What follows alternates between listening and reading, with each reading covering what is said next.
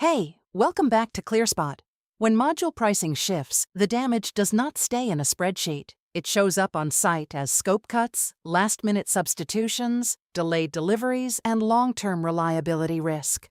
In this episode, we will look at how the 2026 tariff and trade environment is reshaping EPC budgets and what that really means for the way you run a 20 MW plus site. Right now, new and evolving tariffs on solar equipment are forcing developers and EPCs to rethink their cost assumptions. Procurement teams are negotiating harder, swapping suppliers, and sometimes switching technologies to keep projects financially viable. From a distance that looks like a commercial adjustment, up close, it is your modules, your inverters, your racking, and your spare strategy that are changing. If you are responsible for building or operating the plant, you need to know where these cost decisions will land in your day-to-day reality. Tariffs and trade pressure rarely hit just one line item. Module prices can move first, especially if a project was counting on imports from specific regions. Inverters and power electronics may be affected too, particularly if there are country of origin rules. Racking and structural components can see knock-on effects from steel or aluminum costs and shipping. Logistics budgets swell when routes change or when companies try to avoid certain ports or customs regimes. To balance, the budget contingencies and spares are often squeezed, which feels harmless in year 0 but expensive by year 3.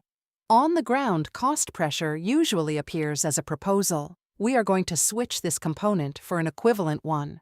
Or, we will reduce the number of spare inverters or critical components to keep within budget. Supplier changes can introduce quality and consistency, especially when factory oversight is weaker or product histories are shorter. Delayed deliveries force resequencing. Maybe you pour foundations and install structures, but you wait for modules, leaving equipment exposed to weather and damage.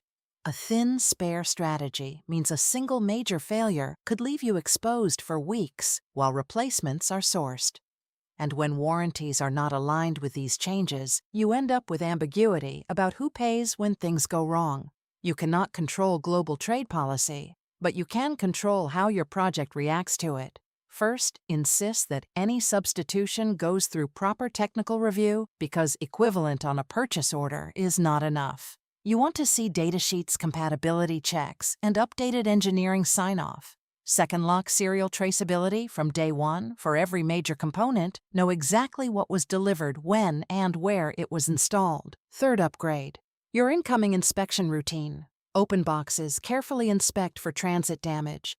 Check labeling, and document everything with photos. Fourth, verify system-level compatibility before mass installation.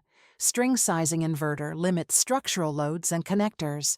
These steps add a little time now, but they are your best defense against long-tail failures later.